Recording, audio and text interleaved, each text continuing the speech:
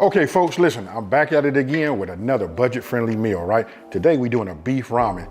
Listen, these type of meals right here, they're inexpensive and they feed 6 to 8 people. You cannot beat that, right? So if you guys look, you can see we got a few ingredients right here, but I'm gonna tell you what's gonna be the star, and that'll be this right here. And the reason I call it the star is because I'm using 93/7. You know what? I don't want to have all of the, I usually do 90/10. And if you really ask me if I can really find it, I like to do 80/20. You know what I mean? If you're doing 80/20, it's going to leave a lot of grease and everything inside your crock pot. Listen, I'm not finna over talk it. We finna get right into this. All right, so listen, we got some heat in our cast iron, right? I'm going to go ahead and just add a little bit of infused olive oil to it. Then we're going to add, again, I'm letting you guys know this right here is 93/7. That's 93% beef, 7% fat content. Now, while we browning that, I've been asking you guys to get yourself one of these, because listen, everybody doesn't have a cast iron. If you don't, I'd suggest you save up some. You can get them on Amazon, they're fairly cheap. You can get the Lodge brand, which is a great brand, right? But when you get yourself one of these meat mashers like this, look, if you're using anything other than cast iron, it might have a coating on it.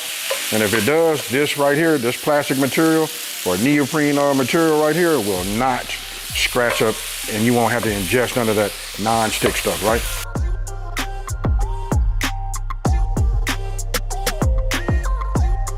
Now look, I'm gonna be using my beef, right? This is for like the heavier meats, but this right here goes great with this recipe here. Now you notice, like when you guys go to my website, which is smokingandgrillingwithab.com, right?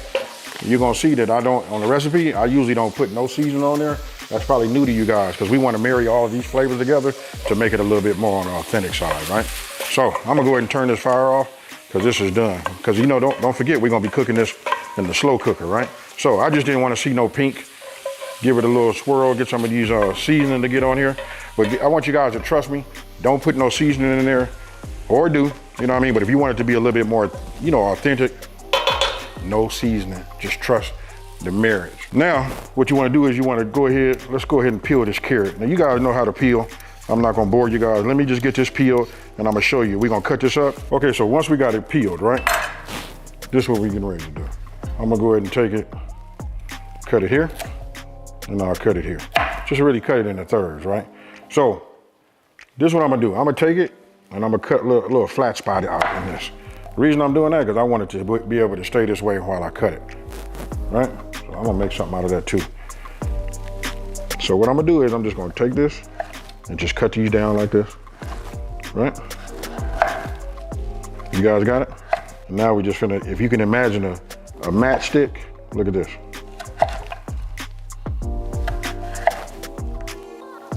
And this is what you want. Okay, so now we're finna work with these scallions, right? I'm gonna be using the green part, so I'm gonna cut them here. Give you guys a little pro tip. If you guys got a mason jar, if you just put some fresh water in there, set this in the inside and set this outside, you know what I mean? You can grow all new tops. To be honest with you, once you have enough of these, you should never ever have to buy them again. Then you can like plant them outside, and then you got a lifetime of these. All right, so look, we're just gonna do it like a little rough chop. That's enough right there, right? Now, I brought this over here because I want to show you guys something, right? So we just cut these, you know what I mean? Just like this, right? To go along with the diced, right? So we take this, and now we just put this in here like that. And again, folks, just to give a little recap, yeah, you did hear me right. To do it the right way, don't add any seasoning to it. I just do this right now because I'm just doing me, you know what I mean? But I'm gonna give it to you. Don't forget, it's on my website, smokingandgrillingwithab.com, and that's WITAB.com. Go ahead, print it out, and make this. You guys should have everything inside of your, pantry or your cupboards. Let me make room so you guys can see. I mean, you can see it visually in your brain, right? I just pushed all of the ground beef up against the one side, right? Listen, there is no certain way to do this or nothing like that. Let me move this out the way. Let me bring this a little closer to myself. All right? And now, I'm gonna do this where it look pretty. You don't have to do that, right? You can just stick it all in here. Just, cause listen, we gotta mix it anyway, but I'm gonna give you a visual. Next, I'm getting ready to bring my green onion, scallion, right? Then I'm getting ready to put in my matchsticks or my carrots. And then last but not least, I'm gonna put my little slivers of red bell pepper in here like that. Now check it out. Now you want to get yourself like a bowl, right? Because we're gonna do a little mixing. We want to mix everything right here, right? So I'm gonna start right here. I need to have 2 cups. Let me shake this up. Need to have 2 cups of chicken broth or stock. All right, so we'll add that here.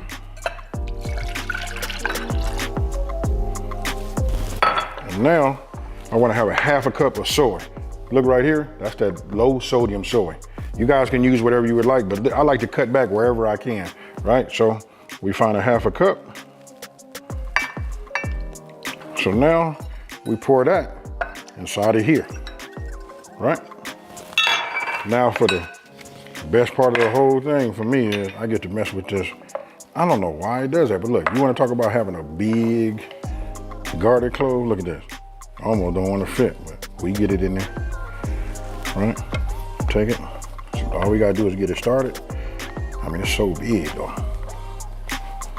There we go. See that? Now, I'm gonna bring it like this so you guys can see. If you ain't never really seen how these work, right? So, got that. Now I'm gonna take it. Oh yeah. I don't know how my grandmama had me mincing all this time, but I'm gonna put it right here like that. And I use the back of my blade, right? And now we just wanna add 2 tablespoons of brown sugar, right? Now I know the proper way is to pack this down for all of us bakers out there. You know what I mean? That's it. Actually, if I wanted to, I could take a back of my knife and go across this, but this is good. So we wanna add just 2 tablespoons, right? Now we're finna whisk everything together.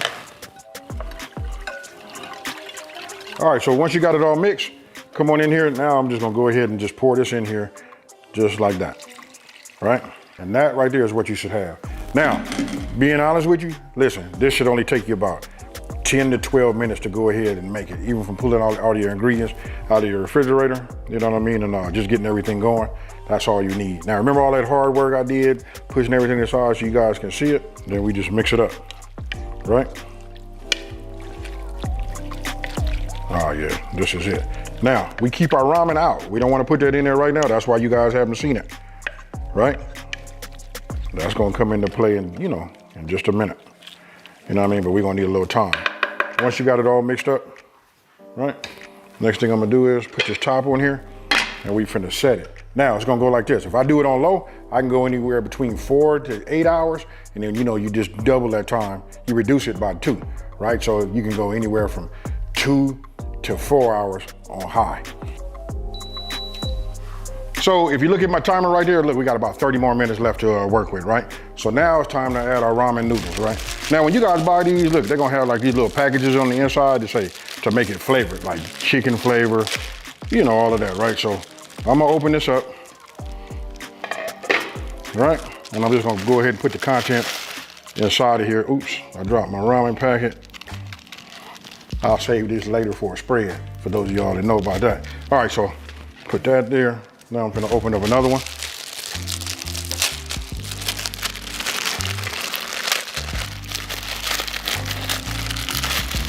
And we'll put this in there like that, right? I'm gonna take this out and I wanna get all of the contents in there.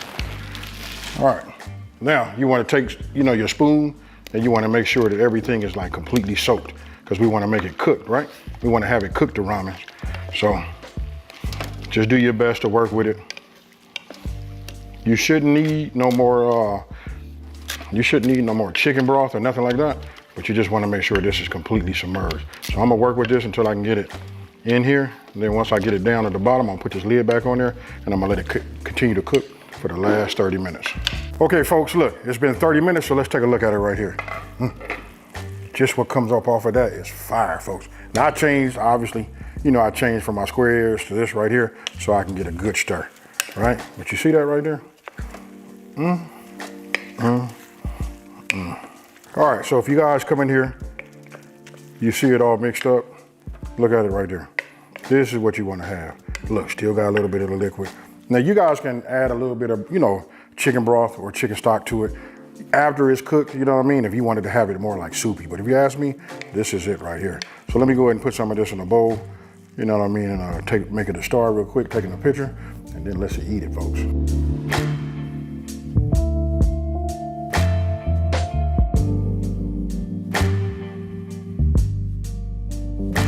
Okay, folks, look, after doing everything I needed to do with it, I want you guys to pay attention to it. Look at that, right? I put sesame seeds on top. I didn't toast them. I just used, the regular sesame seeds, right? Which would be, like right here. And we just put that on the top. It's more of a garnish. That's exactly what it is. Then you can put a little bit of green onion top, the green part on there, right? So I'm not gonna fake around and move these and try to act like I can use these chopsticks. I can hear y'all now down in the comment section below telling me, hey, you gotta do them like this. You know what I need to do? I need to practice.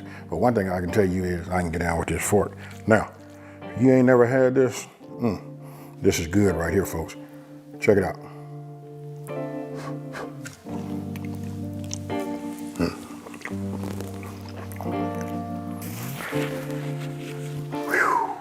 And this right here puts you back in your chair.